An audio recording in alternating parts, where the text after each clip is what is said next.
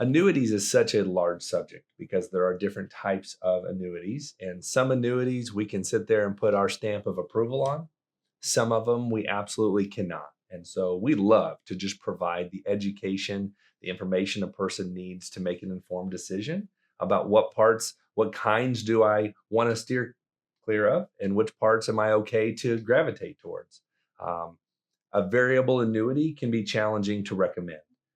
You can be offered a pretty sweet guaranteed interest rate and be charged more in fees than what it's guaranteed to give you. And so we try to avoid the variable annuities for that main reason. Whereas there are fixed annuities, which, just to keep it super simple in plain English, a fixed annuity is just a guaranteed contract, a guaranteed interest rate for a certain period of time. And it doesn't matter what happens in the market, what happens in the world. You know exactly what your annual statement is going to say to the penny. You know what your return is going to be. Avoiding fees, avoiding any risk. So that would be the best way to outline a fixed annuity.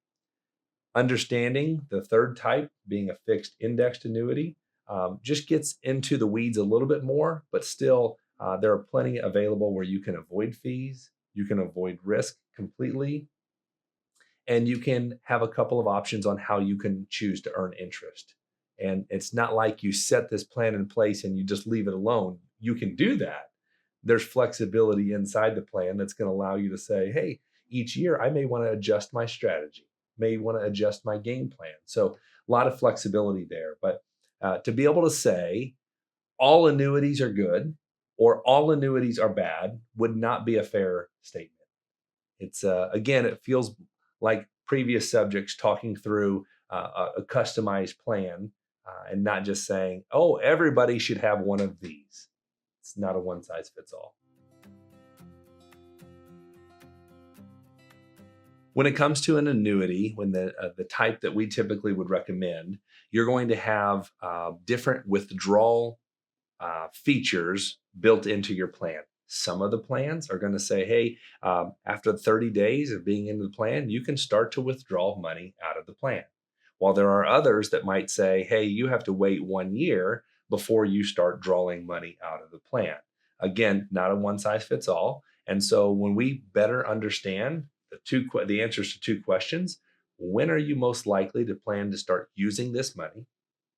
And how much are you planning to draw at that time? We then can point you in the direction of, hey, this plan checks all of the boxes for what your goals are, what your needs are.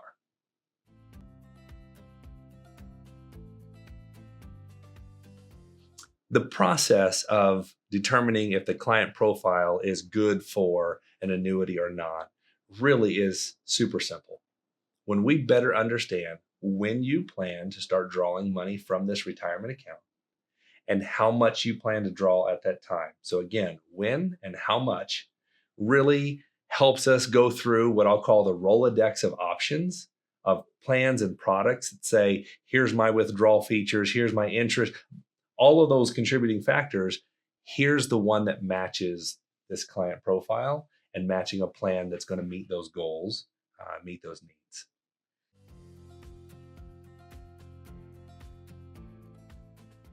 If someone has heard a negative thing about an annuity, let's pretend like they've Googled, are annuities good or bad? Uh, every time that you hear a negative thing about an annuity, it's going to be a variable annuity. You don't find anyone dissatisfied with that guaranteed interest rate that they knew exactly what it was when they signed up for the plan, and they knew to the penny what their annual statement was going to say each and every year.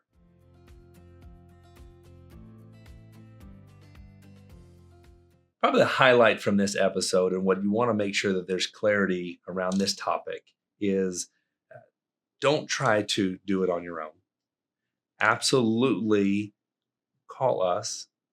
We'll make the process easy. We'll shed light on things that you probably haven't even thought of, just to make sure that we turn over every stone and help you get your ducks in a row.